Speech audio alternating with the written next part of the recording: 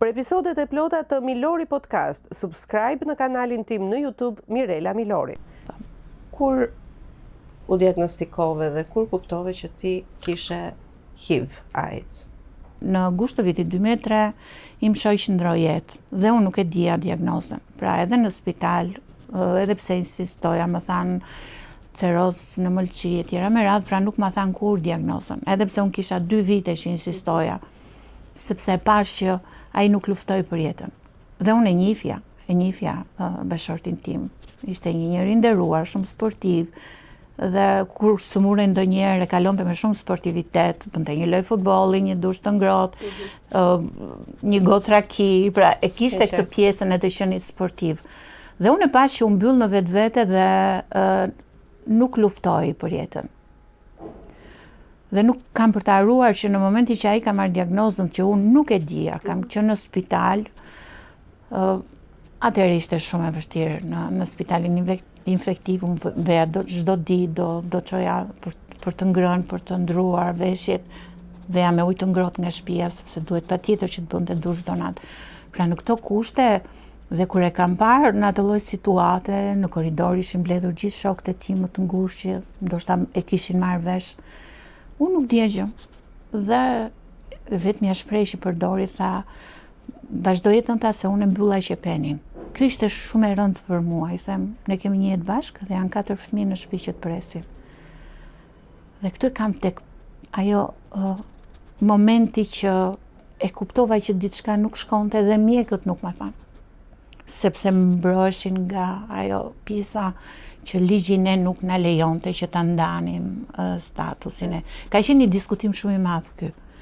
Dhe unë i thash, ai mund të urrente për 1 minutë, por do t'ishte gjallë, sepse unë do bëja të pamundur, do bëja gjithçka që bëra për ata të tjerët që unë dhe vazhdoj ti ndihmoj dhe ti shpëtoj. Kështu që ky ishte momenti, pastaj në mes të gushtit ai ndroi jetë, pa shumë reagime, si gjatë funeralit, si gjatë këtyre ceremonive që ne kemi. Dhe aty e kuptova që diçka nuk shkonte, sepse shumë veta nuk erdhën, ne ishim një qift që kishim një rjetë shumë të madh shoqëror, në shtëpinë tonë ishte gjithmonë festa, njerëz që vinin iknin. Dhe shumë njerëz nuk erdhën në funeral. Dëgjoja tërkohën për shpërime. Çfarë do bëj, si do t'ja bëj? Kishte njerëz që vinin për ngushëllim poshtë pallatit dhe vinin vetëm atë që ne kemi dorovitjen e lekëve që kemi si punë dime. Zakoni, po vinin lekët të lartë, jo njerëzit.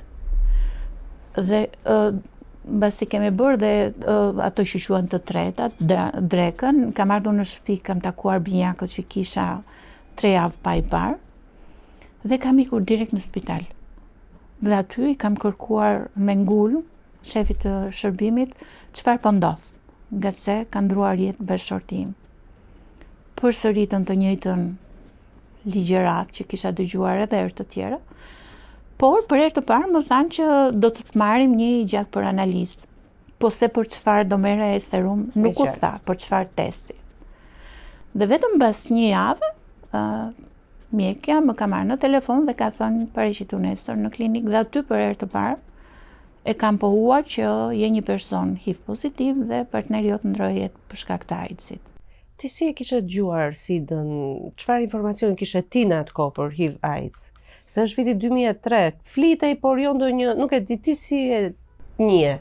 Është shumë interesante, sepse duket sikur është një lloj lidhje që të orienton.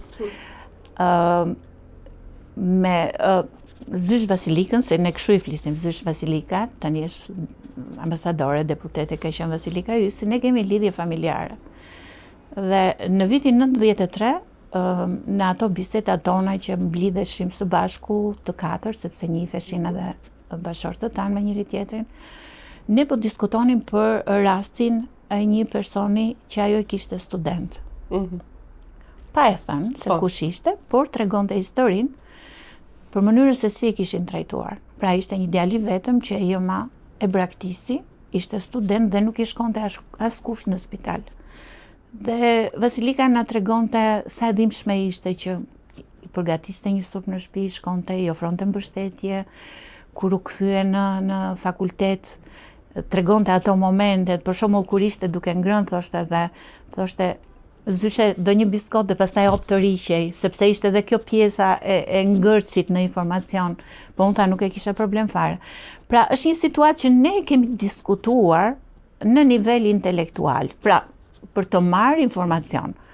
Kemi qenë pre faktit që u përhap në rreth viteve 95-96, një lloj thashë themi që merret nëpërmjet mishkonjave. Dhe në atëherë mbajmë të kishim fëmijët e vegjël. Dhe ruheshim se mos ndodhte ndonjë gjë. Pa e ditur që mbas vitit 94 ne kishim prezent në shtëpinë tonë. Kështu që ndonjëherë kur i rikthesh në retrospektiv dhe thua vërtet janë këto momente që të shënjojnë apo janë sinjale apo nuk e di se çfarë mund të janë, po them që po ne kishim informacionin, ne kemi diskutuar, jemi njëjtur me raste. Siç ka qenë në rasti i studentit që atëherë nëpërmjet një dokumentari që i bën, i zbuluan identitetin dhe ai u detyrua të ikte jashtë Shqipërisë. Po, në atë moment që të thanë, ti je infektuar, doa të di si ishte ai moment për ty? Mendimi i parë ishte që do jetoja edhe 2 vjet, sepse llogarita kohën nga momenti i diagnozës së tim shoqit Derisa Rojti, por veten e harrova. Mendova vetëm këtë kohën, edhe 2 vjet jetë kam, por mendimi i parë ishte çfarë do ndodh me fëmijët. Sepse për një nën ajo është pjesa më sublime, pjesa më e dhimbshme, është pjesa që ty të copton zemrën. Sa vjeç ishe? 2003-shin unë kam qenë 37 vjeç. 37 vjeçë. 37 vjeç, me një diagnozë, me 4 fëmijë pa baba, dhe 3 prej tyre të infektuar. Dhe është bërë dhe një diskutim në atë moment kur më komunikuan diagnozën dhe sipas mjekëve duhet të testoheshin vetëm binjakët për shkak të moshës, sepse ata ishin 2 vjeç në atë kohë, 2 vjeç e pak muaj. Për shkak të moshës, djali i madh dhe vajza nuk mendonin sipas mjekëve. Përgjigjja ime ishte që unë nuk u besoj më. Unë do t'i testoj të 4 fëmijët, e vetmja gjë që kërkoj është të vi një infermiere në shtëpi sepse nuk mundem. Po qartë, Ti sjell. Edhe është kjo pjesa që sa kishin kaluar vetëm 3 javë nga largimi i jatit, kishin traumat e tyre dhe ti çoj prapë në spital etj me radhë, duhet të rrë edhe këtë pjesën emocionale dhe psikologjike të fëmijëve. Mbaj mend më caktuan një infermiere që erdhi në banesë, me duar që i driteshin, veshi 2 paldoreza, i ka masakruar për t'i marrë gjakun, sepse në momenti që ti ke 2 paldoreza, ke frikën brenda vetes, ti mezi manipulon. Dhe i ka masakruar, po them. Mbaj mend atëherë ishte periudhë fund gushti, vajzës ju nxi krau, një bllame madhe, sepse thash nuk arrinte që të bënte detyrën ashtu siç duhet.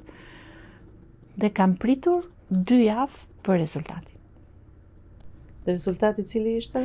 Dhe në 2 javë, me plot gojën e them që unë asnjë ditë, asnjë natë nuk jam shtrirë në krevat që të fle. Isha somnambul. Dhe kaloja gjithë natën, i shikoja që flinin, u dëgjoja frymarrjen dhe ishte dialogu i brendshëm. Është infektuar, s'është infektuar. E ka virusin, se ka virusin. Dhe ky ishte dialog me veten time. Por nuk ndjeja, emocionalisht nuk ndjeja asgjë, fizikisht nuk ndjeja asgjë. Dhe mbas 2 javësh më kanë marrë doktorisha në telefon dhe ka thënë për një takim të nesërme. Pse qëndroi 2 javë, do thuash nga konfirmim, sepse askush nuk e merrte përsipër të më thoshte rezultatin e testit. Gjithsesi, për binjakët isha përgatitur sepse shikoja dhe ecurinë atyre. Ata ishin vegjël dhe shikoja gjithë situatën klinike që nga momenti që lindën, çfarë kishin kaluar. Kurse për vajzën dhe djalin e madh, isha në dyshime, sepse tash nuk mund t'i besoja më fjalës së atyre, por kur më kanë thënë për djalin e madh ishte më gjetën të papërgatitur dhe sikur më ngulën një thik në zemër, ishte shumë e dhimbshme për mua. Sepse asnjëherë nuk ishte qenë smur, shumë i shëndetshëm kur lindi, me një ecuri klinike shumë të mirë, pra nuk është se kam vuajtur me të. Dhe përgjigja tjetër ishte që ne nuk mund të ofrojmë asnjë gjë, mundohu që të largohesh nga Shqipëria, sepse po ndenje këtu nuk të ofrojmë asgjë, me përjashtim të një krevati në momentin në stadin terminal në spital. Kështu që kjo ishte situata me të cilën unë u përballa në atë fillim shtatorit të vitit 2003. Pra një tragjedi familjar, mua miku njeriu i zemrës, me një diagnozë e mora vesh mbasi ai ndrojet, dhe pastaj diagnoza ime dhe e fëmijëve dhe në një kohë shumë të shkurtër. Për episodet e plota të Milori Podcast, subscribe në kanalin tim në YouTube Mirela Milori.